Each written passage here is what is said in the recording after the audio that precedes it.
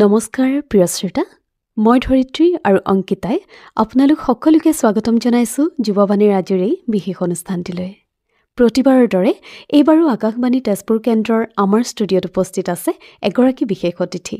তেওঁ এগৰাকী বিশ্বনাথ জিলা মানসিক স্বাস্থ্য আঁচনিৰ সমন্বয়ক স্বাস্থ্য বিষয়া, লগতে বিশ্বনাথ জিলা চিকিৎসালয়ৰ মনোৰোগ বিশেষজ্ঞ ডক্টৰ ৰীমা ফুকন। আজিৰ অনুষ্ঠানত আমি আলোচনা কৰিম যুৱ স্বাস্থ্য সম্পৰ্কে। অতিথিগৰাকীৰ পৰা আমি এই সম্পৰ্কে বৈজ্ঞানিক ভিত্তিত বিভিন্ন দিশ বিশ্লেষণ কৰি পৰ্যালোচনা কৰাৰো প্ৰয়াস কৰিম। গতিকে বাইদেউ, পোনপ্ৰথমে আপোনাক আজি আমাৰ এই অনুষ্ঠানটিলৈ স্বাগতম জনাইছোঁ। ধন্যবাদ। মই তেজপুৰ কেন্দ্ৰৰ সমূহ কৰ্মকৰ্তাক ধন্যবাদ জনাইছোঁ আজিৰ অনুষ্ঠানটোক মোক আমন্ত্ৰণ জনোৱাৰ কাৰণে।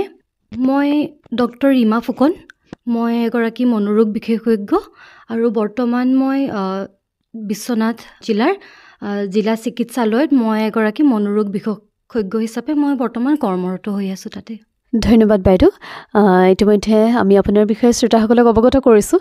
গতিকে আপোনাৰ পৰা যদি শ্ৰোতাসকলক আপোনাৰ বিষয়ে আৰু অকণমান বিতংভাৱে যদি আমি জনাব পাওঁ, তেন্তে শ্ৰোতাসকলেও নিশ্চয় শুনি ভাল পাব। গতিকে অকণমান আপোনাৰ বিষয়ে, আপোনাৰ শৈশৱ শৈক্ষিক জীৱনৰ বিষয়ে অকণমান যদি শ্ৰোতাসকলক অৱগত কৰে নিশ্চয় ভাল লাগিব। এতিয়া মোৰ শৈশৱকালৰ কথা ক'বলৈ হ'লে, মোৰ জন্ম হৈছিল মাকুম, তিনিচুকীয়া জিলাৰ মাকুম নামৰ অঞ্চলটোত মোৰ জন্ম হৈছিল। তাৰপিছত সৰুতে গাঁৱতে আছিলোঁ, লাংকাচি গাঁও বুলি কয়, লাংকাচি গাঁৱত আছিলোঁ। তাৰপিছত মোৰ শিক্ষাৰ কাৰণে মই মাকুমলৈ আহিলোঁ। তাৰপাছত প্ৰথম শ্ৰেণীৰ পৰা মই দশম শ্ৰেণীলৈকে মই মাকুমতে পঢ়িছিলোঁ আৰু মই অসমীয়া মিডিয়ামতে পঢ়িছিলোঁ। তাৰপিছত ক্লাছ 11 আৰু 12ৰ কাৰণে মই গৈছিলোঁ যোৰহাটৰ তিতাবৰৰ প্ৰাগজ্যোতিকা জুনিয়ৰ কলেজলৈ মই গৈছিলোঁ। তাৰপাছত প্ৰাগজ্যোতিকা জুনিয়ৰ কলেজত মোৰ মিডিয়ামটো হঠাতে ইংলিছ মিডিয়াম হৈ গৈছিলে, অকণমান দিগদাৰী হৈছিলে, তথাপিতো সেইখিনি হৈ গ'ল। তাৰপিছত 2013 চনত মই যোৰহাট চিকিৎসা মহাবিদ্যালয়ত মই MBBSৰ কাৰণে জইন কৰিলোঁ। 2018 চনত মোৰ MBBS সম্পূৰ্ণ হ'ল। তাৰপাছত 2019 চনত মই আমাৰ ৰুৰেল 1 year কৰিব লাগে, সেইটো মই তিনিচুকীয়া জিলাৰ বৰডুবি প্ৰাথমিক চিকিৎসালয়ত মই এবছৰৰ কাৰণে তাত কৰ্মৰত আছিলোঁ। তাৰপাছত মই 2022 চনত মই তেজপুৰ চিকিৎসা মহাবিদ্যালয়ত এই মনোৰোগ বিভাগটোত মই তাত পষ্ট গ্ৰেজুৱেট হিচাপে তাত ছিট পাইছিলোঁ।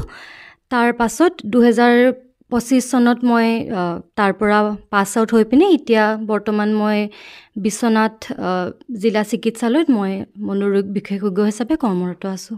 বাইদেউ, আপোনাৰ পৰা ইতিমধ্যে আমি বহুখিনি কথা গম পালোঁ। বৰ্তমান সময়ত মানসিক ৰোগ শব্দটো বিশেষভাৱে চৰ্চিত আৰু প্ৰচলিত। গতিকে আপোনাৰ পৰা জানিব বিচাৰিম, মানসিক ৰোগ বুলিলে বৈজ্ঞানিক দৃষ্টিভংগীৰে কি বুজা যায়? প্ৰথমতে মই মানসিক স্বাস্থ্যৰ কথা কোৱাৰ আগতে মই যিটো জেনেৰেল স্বাস্থ্য মই সেইটোৰ কথা অলপ কওঁ। WHOৰ মতে হেল্থটো হৈছে it is a state of complete physical, mental আৰু ছ'চিয়েল ৱেলবিং। তাৰমানে ই শাৰীৰিক, মানসিক আৰু যিটো সামাজিক স্বাস্থ্য, ই গোটেইখিনি একেলগে সাঙুৰি লৈছে। আজিকালি যিটো তুমি ক'লা মানসিক স্বাস্থ্যটো আজিকালি বহুলভাৱে প্ৰচলিত আৰু চৰ্চিত। আচলতে মেণ্টেল হেল্থ বুলি যেতিয়া আমি কওঁ, মেণ্টেল হেল্থ মানে হৈছে এনেকুৱা এটা অৱস্থা য'ত এজন মানুহে নিজৰ যিবিলাক কেপাবিলিটি বা ক্ষমতা বুলি যিটো আমি কওঁ, ক্ষমতাখিনি উপলব্ধি কৰিব পাৰে বা দৈনন্দিন জীৱনত যিবিলাক আমাৰ চাপ থাকে, সেই চাপবিলাকৰ লগত নিজে যুঁজিব পাৰে বা মোকাবিলা কৰিব পাৰে আৰু প্ৰডাক্টিভিটিটো থাকে আৰু সমাজৰ কাৰণে নিজৰ অৱদান আগবঢ়াব পাৰে। সেইটোকে আমি বৈজ্ঞানিক ভাষাত বা তোমাৰ WHOৰ মতেও ক'ব গ'লে সেইটো মানসিক স্বাস্থ্য, আমি সুস্থ মানসিক স্বাস্থ্য বুলি আমি কওঁ। ইতিমধ্যে আপুনি মানসিক ৰোগনো কি বিজ্ঞানসন্মত দৃষ্টিভংগীৰে শ্ৰোতাক জনালে। গতিকে এইখিনিতে আপোনাৰ পৰা আন এটি প্ৰশ্ন আপোনালৈ বুলি আগবঢ়াইছোঁ। মানসিক ৰোগৰ লক্ষণসমূহ কি কি হ'ব পাৰে, এই সম্পৰ্কে আপুনি কি জনাব? হয়, এতিয়া মানসিক ৰোগ বুলি ক'লে এটা নিৰ্দিষ্ট বেমাৰ নুবুজায়। মানসিক ৰোগ বুলি ক'লে বহুতখিনি বেমাৰ এই মানসিক ৰোগৰ ভিতৰত থাকে। যেনেকৈ প্ৰায় আমি জানো ডিপ্ৰেশ্যনৰ কথা চবেই শুনিছে, আৰু এনজাইটি, আৰু স্কিজ'ফ্ৰেনিয়া, বাইপ'লাৰ, অটিজম বা এডিকশ্যন বা ADHD বুলি কওঁ বা PTSD, এইবিলাক হৈছে আৰু বহুতো আছে। এইবিলাক হৈছে মানসিক ৰোগৰ এটা মানসিক ৰোগ। আৰু যেনেকৈ লক্ষণ হিচাপে কি হ'ব পাৰে, যেনেকৈ ডিপ্ৰেশ্যনত খুব বেছি মনটো বেয়া লাগে, অকলশৰীয়া নিজকে কৰি পেলোৱা যায়, কাৰো লগত কথা পাতিব মন নাযায়, খাব মন নাযায়, টোপনি ক্ষতি হয় আৰু শুব মন নাযায়, বা অনবৰতে চকুৰ পানী ওলাই থাকে, আৰু কেতিয়াবা আপোনাৰ এই যিবিলাক আত্মহত্যাৰ চিন্তা সেইবিলাকো আহিব পাৰে। বা এনজাইটি যিটো আমি উদ্বিগ্ন ৰোগ বুলি কওঁ, তাত আপোনাৰ বুকুখন ধৰফৰাই থাকে, ডিঙিটো শুকাই যোৱা যেন লাগে, বুকুৰ ওপৰত যেন কিবা এটা গধুৰ বোজা দিয়া আছে তেনেকুৱা যেন লাগে, নিজৰ হাৰ্টবিটটো নিজে অনুভৱ কৰি থকা যায়, আৰু কেতিয়াবা এনেকুৱাও হয় যে মৰি যাম ভাৱটো হয়। আৰু যিটো স্কিজ'ফ্ৰেনিয়া আছে, স্কিজ'ফ্ৰেনিয়াটো হৈছে এটা আমাৰ ডাঙৰ বেমাৰ। স্কিজ'ফ্ৰেনিয়াত কি হয়, কেতিয়াবা ৰোগীজনে দেখি নাপায় কিন্তু শব্দ শুনা পায়, তেওঁলোকে যেন তেখেতক মাতি আছে, কিবা যেন কৈ আছে, তেনেকুৱা ধৰণৰ তেখেতে এইবিলাক লক্ষণ দেখা যায়। আৰু যিবিলাক শব্দ আহে, প্ৰায়ভাগ শব্দই ডেৰগেটৰী হয়। ডেৰগেটৰী মানে কোনোবাই যেন তেখেতক দাবী দিছে, ধমকি দিছে, গালি দিছে, তোক মাৰি পেলাম, তেনেকুৱা ধৰণৰ কথা কয়। আৰু বাইপ'লাৰটো হৈছে মানুহজন এটা টাইমত খুব দুখী হয় আৰু আচৰিতভাৱে কোনোবা এটা সময়ত বহুত বেছি সুখী হয়। ইমানেই সুখী হৈ যায় যে মানুহজনে অনবৰতে কথাই পাতি থাকে, কোনো মাজতে ৰখাব নোৱাৰে। কেতিয়াবা তেখেতৰ ভাৱ হয় যে গোটেই পৃথিৱীখনৰ পইচাবিলাক তেখেতৰ, গোটেই পাৱাৰবিলাক তেখেতৰ বহুত এনাৰ্জি আছে, গোটেই পৃথিৱীখনক তেখেতে কণ্ট্ৰল কৰিব পাৰে, তেনেকুৱা ধৰণৰ লক্ষণো থাকে। আৰু যিটো আমি অটিজম বুলি কৈছোঁ, অটিজমটো হৈছে আপোনাৰ সৰু ল'ৰা ছোৱালীৰ ক্ষেত্ৰত এই বেমাৰটো ডায়েগন'জ হয়। আৰু অটিজমৰ ক্ষেত্ৰত কি হয়, সৰু বাচ্চাটো আই কণ্টেক্ট নকৰে, তাৰপিছত ছ'চিয়েলি বা সামাজিকভাৱে বাচ্চাটোৰ যিমান হ'ব লাগে সিমান এইটো বস্তু বেলেগৰ লগত কথা বতৰা পতা এইবিলাক নহয়। আৰু কেতিয়াবা তেওঁলোকৰ ৰুটিন যিটো থাকে, ডেইলি ৰুটিন ভংগ হ'লে তেওঁলোকে বহুত অসুবিধা পায়, বা তেওঁলোকে কিবা যদি নিৰ্দিষ্ট পুতলা বস্তু এটা ভাল পায়, সেই বস্তুটো নাথাকিলে তেওঁলোকে উৎপাত কৰি দিয়ে, কোনোবাই যদি মাতে সেই বস্তুটো ৰেচপণ্ড নকৰে, তেনেকুৱা ধৰণৰ লক্ষণ। আৰু এডিকশ্যনটো সকলোৱে জানেই এতিয়া বৰ্তমান, আসক্ত যিটো নিচাৰ প্ৰতি আসক্ত, সেইটো তো সেইবিলাকেই মূলত কিছুমান লক্ষণ। এইখিনিতে মই আন এটি প্ৰশ্ন আপোনালৈ আগবঢ়াইছোঁ। আপুনি যিখিনি কথা ক'লে, এই মানসিক ৰোগ জন্মগত হ'ব পাৰেনে, আৰু যদি জন্মগত হয় কিমান শতাংশ জন্মগতভাৱে হয়? ঠিকেই সুধিছে। এই মানসিক ৰোগৰ কিছুমান বস্তু আপোনাৰ জেনেটিক বুলি কওঁ আমি। এইটো ধৰি লওক মাকৰ বা দেউতাকৰ যদি হয়, তেতিয়াহ'লে বাচ্ছাটোলৈ এই বেমাৰটো যোৱাৰ আমাৰ চান্স থাকে। যদি মাক দেউতাকৰ দুইজনৰে থাকে, তেতিয়াহ'লে 48% চান্স থাকে যে বাচ্ছাটোৰ এই বেমাৰটো হ'ব। আৰু যদি মাক দেউতাকৰ যদি টুইন বেবিজৰ মাজত যদি এজনৰ পজিটিভ হয়, তেতিয়াহ'লে ইয়াৰো 47% চান্স থাকে যে ইটো যিটো টুইন বেবি থাকে তেখেতৰো ভৱিষ্যতে গৈ 47% চান্স থাকে হোৱাৰ। তাৰপিছত আৰু যিটো আমাৰ জনসাধাৰণৰ মাজত 1% মানুহৰ মানসিক এই বেমাৰটো হোৱা দেখা যায়। আৰু এতিয়া মই আৰু এটা কথা কৈছোঁ যে 13 পৰা 17 বছৰ বয়সৰ মাজৰ WHO এটা আপোনাৰ তথ্য দিছিলে যে 13 পৰা 17 বছৰৰ মাজৰ যিখিনি বাচ্চা থাকে, 90 লাখ বাচ্চাৰে আপোনাৰ চাইকেট্ৰিষ্টৰ ওচৰত ভিজিট কৰিব লগা বা চাইক'লজিষ্টৰ ওচৰত ভিজিট কৰিব লগা পৰিলক্ষিত হৈছে। সঁচাকৈ ভাল লাগিলে বাইদেউ, আপুনি খুব সুন্দৰকৈ আচলতে উত্তৰটি আমাৰ বাবে আগবঢ়ালে, শ্ৰোতাসকলেও নিশ্চয় ভাল পালে। এইখিনিতে আন এটি প্ৰশ্ন আপোনালৈ বুলি আগবঢ়াইছোঁ। বৰ্তমান সময়ত দুটা শব্দ অতিকৈ চৰ্চিত আৰু অতিকৈ ভয়াৱহ, সেই দুটা শব্দই হৈছে আত্মহত্যা আৰু ধৰ্ষণ। বৰ্তমান সময়ত দেখা পোৱা যায় বিভিন্ন সময়ত ডিপ্ৰেশ্যনত গৈ যুৱচামে আত্মহত্যাৰ দৰে চৰম সিদ্ধান্ত লয় আৰু চৰম সিদ্ধান্ত বাছি লোৱা দেখা পোৱা যায়। গতিকে এই আত্মহত্যা মানসিক সমস্যাৰ বাবে হ'ব পাৰে নেকি বা মানসিক ৰোগৰ এটা কাৰণ হ'ব পাৰে নেকি আত্মহত্যা? তাৰ লগতে ধৰ্ষণ। বৰ্তমান সময়ত দেখা পোৱা গৈছে যে যুৱতীসকল কোনো ঠাইতে যেন সুৰক্ষিত নহয়। অভিভাৱকসকলে প্ৰতি মুহূৰ্তত তেওঁলোকক লৈ চিন্তিত হৈ থাকিবলগীয়া হয়, কাৰণ এই ধৰ্ষণ শব্দটোৱে বৰ্তমান সময়ত বাতৰি কাকতৰ শিৰোনাম প্ৰায় প্ৰতিদিনেই দখল কৰি আহিছে বুলি ক'ব লাগিব। সামাজিক মাধ্যমত ধৰ্ষণৰ ঘটনা যেন এদিনত 20টাৰো অধিক। এই সময়ছোৱাত বা যি সময়ৰ পৰিৱৰ্তন, সেই সময়ৰ পৰিৱৰ্তনৰ সৈতে এই আত্মহত্যা আৰু ধৰ্ষণৰ ঘটনা অত্যাধিক হাৰত বৃদ্ধি পাব ধৰিছে। গতিকে এই আত্মহত্যা আৰু ধৰ্ষণৰ ঘটনা যে বৃদ্ধি পাইছে, ই মানসিক সমস্যাৰ বাবে হ'ব পাৰে নেকি? আপোনালৈ পোনপটীয়া প্ৰশ্ন। আপুনি এই ক্ষেত্ৰত কিদৰে উত্তৰ দিয়া আগবঢ়াব শ্ৰোতাৰ বাবে? যিবিলাক ষ্ট্ৰেছ হয়, ষ্ট্ৰেছবিলাক নৰ্মেলিও কিছুমানৰ হ'ব পাৰে, তোমাৰো হ'ব পাৰে, মোৰো হ'ব পাৰে। এতিয়া কথাটো হৈছে কি কোনে ষ্ট্ৰেছটো কিমান বেছি কোপ কৰিব পাৰে সেইটোৰ ওপৰত কথা।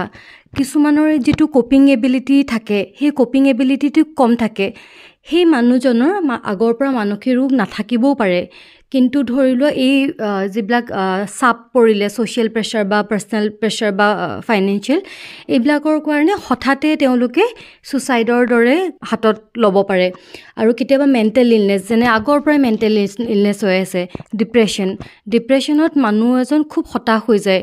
এনেকুৱা লাগে যেন তেখেতৰ ফিউচাৰত কোনো নাই, আৰু তেখেতৰ জীয়াই থকাৰ একো মূল্য নাই। সেইবিলাক হ'লেও কোনোবাই ছুচাইড কৰিব পাৰে।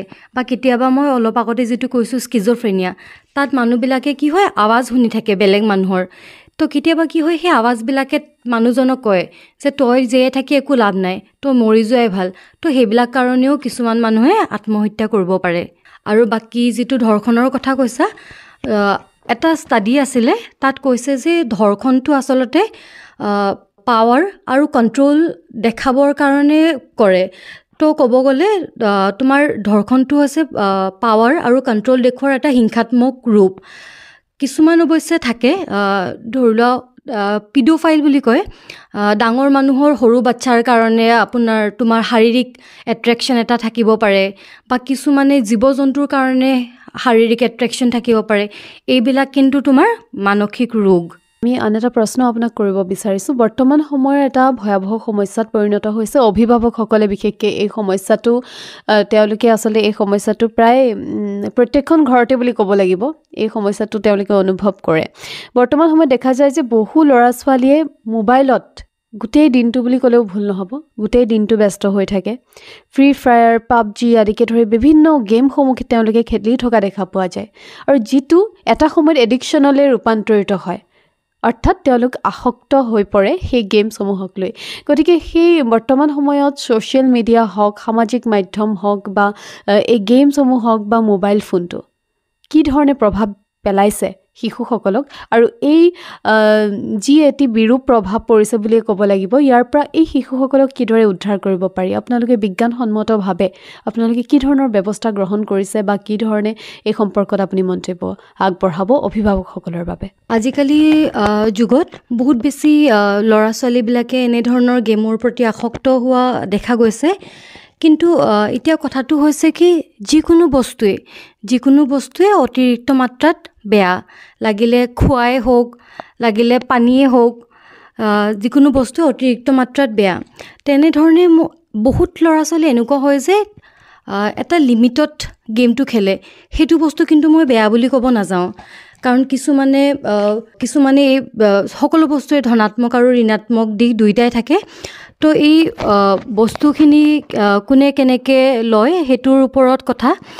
কিছুমানে এইটো হেল্ডি এংগেজমেণ্ট বুলিও কয়, আৰু দেখা গৈছে যে কিছুমান যদি ভালকৈ টাইম লিমিট লৈ খেলে, তেতিয়াহ'লে এইবিলাকে প্ৰব্লেম ছলভিং স্কিল বা হেণ্ড আই কোঅৰ্ডিনেশ্যন বুলি যিটো কয়, বা ষ্ট্ৰেছ ৰিলিফ, এইবিলাকৰ কামো কৰে গেমবিলাকে। আৰু ইনফেক্ট মই এটা ইণ্টাৰেষ্টিং কথা কৈছোঁ, আমাৰ যিটো এটা বেমাৰ আছে ADHD বুলি কয়, attention deficit hyper activity disorder বুলি কয়, তাৰ কাৰণে এটা গেমেই আছে ট্ৰিটমেণ্ট হিচাপে, এনডিভিঅ'ৰ বুলি কয়, সেইটোৰ কাৰণে এটা গেমেই আছে। তো সেইটোৱে মই ক'ব খুজিছোঁ যে যিকোনো বস্তু অতিৰিক্ত মাত্ৰাত বেয়া, ভাল বস্তু আচলতে অতিৰিক্ত মাত্ৰাত বেয়া। তো সেইটোৰ কাৰণে আচলতে আজিকালি কি হয়, মাক দেউতাকবিলাকেও সৰু সুৰা প্ৰব্লেম হ'লে বা ঘৰৰ পৰা ওলাই গ'লে বা কেতিয়াবা স্কুলৰ পৰা অহাৰ পিছত ল'ৰা ছোৱালীটোক খেলিব যাবও নিদিয়ে। তো আচলতে খেলিব যাব দিব লাগে। বা কিছুমানে আপোনাৰ বাহিৰা কিতাপ পঢ়ে, বহুত মাক দেউতাকক দেখিছোঁ যে সেই টাইমত বাহিৰা কিতাপ পঢ়িব দিবও বেয়া পায়, অনবৰতে কিতাপখন পঢ় তেনেকৈ কৰি থাকে। তো এতিয়া কথাটো হ'ল আমি যিমানে শাসন কৰিব যাওঁ যাক হ'লেও সিমান বেছি মানুহবিলাক সেই শাসনৰ পৰা ওলাব খোজে। সেইকাৰণে মাক দেউতাকৰ এইটো দায়িত্ব হয় যে কোনোবাই যদি আপোনাৰ দিনৰ টাইমত খেলিব যাব খুজিছে বা কিতাপ পঢ়িব খুজিছে, সেইবিলাক এলাউ কৰিব লাগে। এইবিলাকে আমাৰ যিটো সামাজিক কমিউনিকেশ্যন সেই বস্তুটো ভাল কৰে, বা কোপিং স্কিল হওক সেইটো বস্তুও ভাল কৰে, শাৰীৰিক স্বাস্থ্যটো ভাল কৰি। আৰু কথাটো হৈছে গেম খেলিলেও আগৰ পৰাই, কাৰণ এবাৰ আসক্ত হ'লে তাৰ পৰা ঘূৰাই অনাটো দিগদাৰ, কিন্তু সেই আসক্ত হোৱাৰ আগতে এটা টাইম লিমিট বান্ধি দিব লাগে। বৰ্তমানতো সেইটোৱে ক'ম মই। আৰু বাকী কথাটো হৈছে কি, আসক্ত হোৱাৰ পিছত আমাৰ কিছুমান ট্ৰিটমেণ্ট থাকে, তথাপিতো সেই আসক্ত হ'বলৈ নিদি তাৰ আগতেই যদি আমি প্ৰিভেণ্ট কৰোঁ সেইটো বেছি ভাল হয়। আমি আন এটা প্ৰশ্নলৈ আগবাঢ়িছোঁ। নিচাযুক্ত দ্ৰব্যই চিন্তামুক্ত কৰিব পাৰেনে? বহুতো লোকক দেখা যায় যে চিন্তা, সমস্যা আদি হ'লে নিচাযুক্ত দ্ৰব্য গ্ৰহণ কৰে। ই আমাৰ প্ৰকৃতাৰ্থত চিন্তা, সমস্যা আদি সমাধান কৰিব পাৰেনে? বহুত ক্ষেত্ৰত মানুহবিলাকে কিছুমান যদি মানসিক চাপ এইবিলাকত ভুগি থাকে, তেতিয়াহ'লে দেখা যায় যে মানুহবিলাকে নিচাযুক্ত বস্তুবিলাক সেৱন কৰে।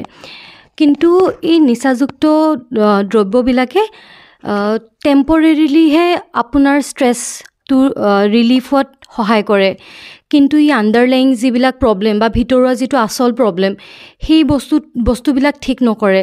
ফলস্বৰূপে কি হয়, এবাৰ যেতিয়া নিচাৰ ইফেক্টটো গুচি যায় তেতিয়া আকৌ সেই আগৰ প্ৰব্লেমবিলাক আহি যায়। তো সেই প্ৰব্লেমটো গুচাবলৈ মানুহজনে আকৌ নিচাযুক্ত বস্তুটো লোৱা দেখা যায়। তো তেনেকৈ এইটো এটা চাইকেলৰ নিচিনা হৈ যায়।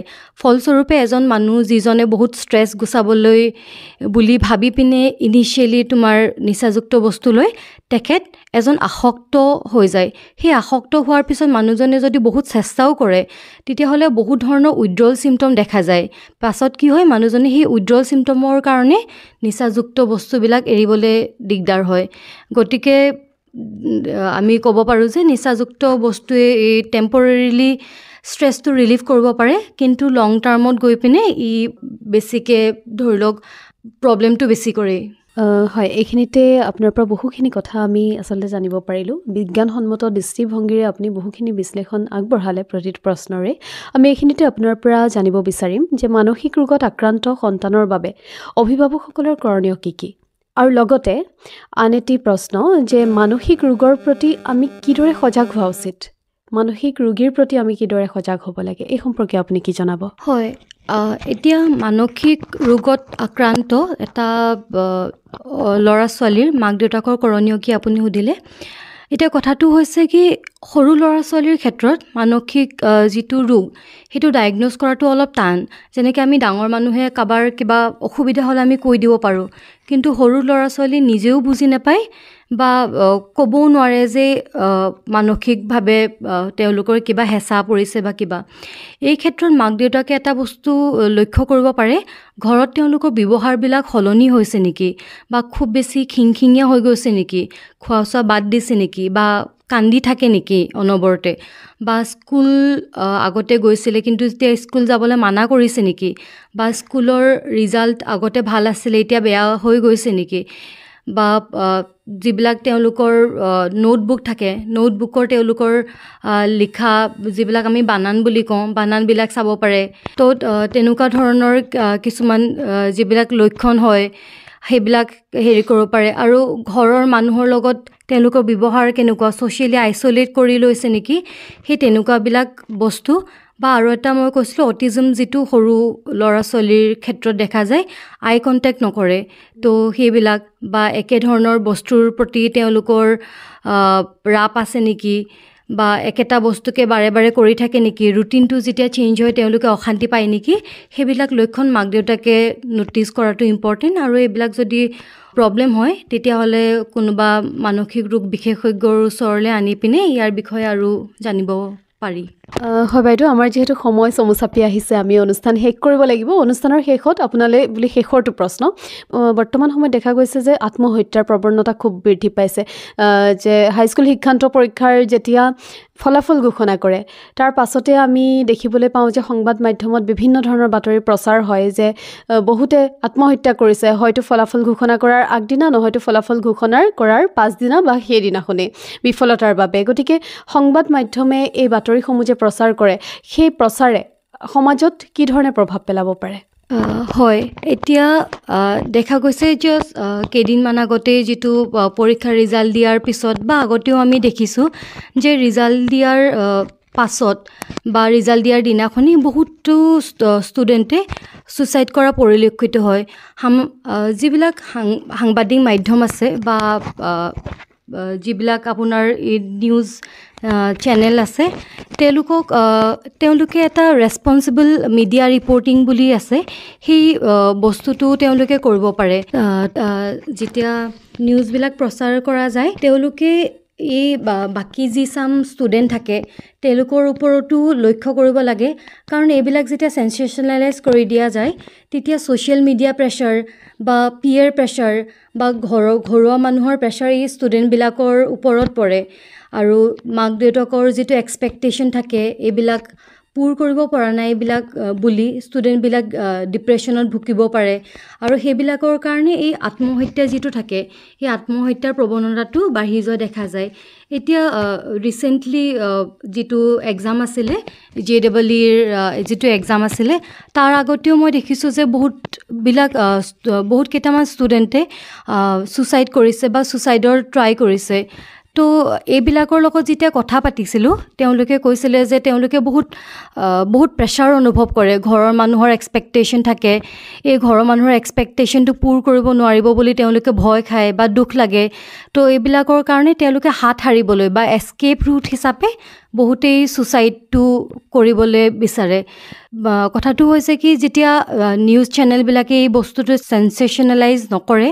তেতিয়া এই যিটো পিয়াৰ প্ৰেছাৰ বা ফেমিলি প্ৰেছাৰ এইটো কিছু সংখ্যকভাৱে কমা দেখা যায় তো ৰিপৰ্টাৰ যিবিলাক চেনেল থাকে তেওঁলোকে এই বস্তুটো এটা ৰেছপনচিবল মিডিয়া ৰিপৰ্টিংটো কৰিব পাৰে অশেষ ধন্যবাদ ডাক্তৰ ৰীমা ফুকন বাইদেউ আপোনাৰ পৰা আমি ইতিমধ্যে বহুখিনি তথ্য লাভ কৰিলোঁ নিশ্চয় শ্ৰোতাও উপকৃত হ'ল আজিৰ এই অনুষ্ঠানটিৰ পৰা প্ৰিয় শ্ৰোতা যুৱবাণীৰ আজিৰ এই অনুষ্ঠানত আমি আলোচনা কৰিলোঁ বৰ্তমান সময়ৰ এটা অতিকৈ চৰ্চিত আৰু চিন্তনীয় বিষয় যুৱ স্বাস্থ্য সম্পৰ্কে এই বিষয়টিৰ সৈতে সংগতি ৰাখি আমি মানসিক ৰোগনো কি বৈজ্ঞানিক দৃষ্টিভংগীৰে মানসিক ৰোগৰ সংজ্ঞা মানসিক ৰোগৰ বিভিন্ন লক্ষণ ডিপ্ৰেশ্যন মানসিক ৰোগৰ প্ৰতি সজাগতা জন্মগত কিছুমান লক্ষণ ডিপ্ৰেশ্যন এনজাইটি আত্মহত্যাৰ প্ৰৱণতা দ্ৰুতগতিত বৃদ্ধি পোৱা ধৰ্ষণৰ কিছু সমস্যা লগতে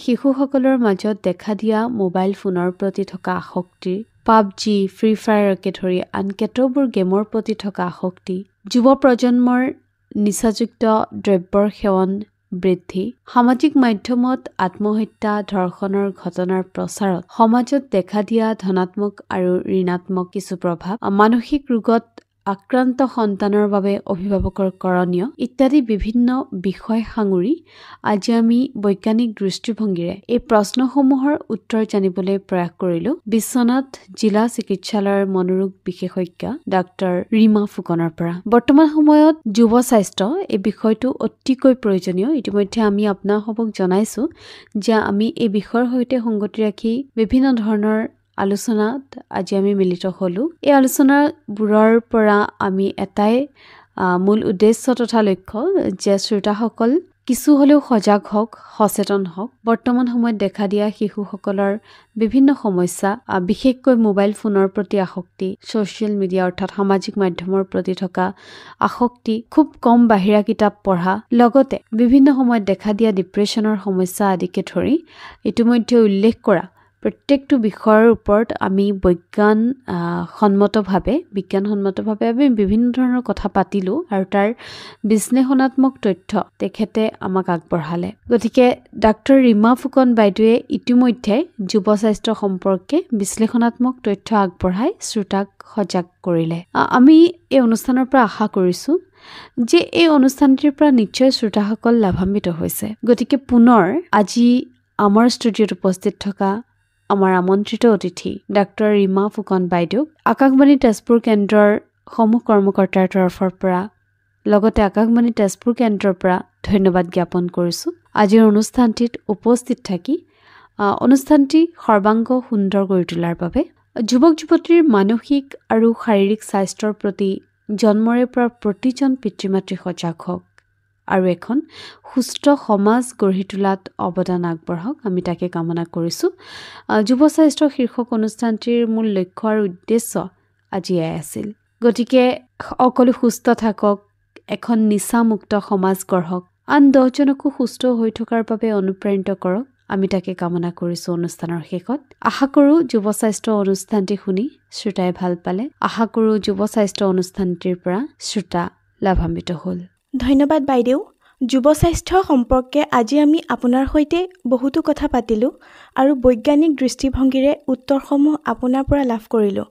সময় যিহেতু চমু চাপি আহিছে, আমি আমাৰ অনুষ্ঠানৰ পৰা ইমানতে বিদায় ল'ব লাগিব। গতিকে আজিৰ অনুষ্ঠানৰ পৰা মই অংকিতা আৰু ধৰিত্ৰীয়ে বিদায় লৈছোঁ। অনুষ্ঠানটিৰ প্ৰযোজনা গৌতম নাথৰ। ধন্যবাদ।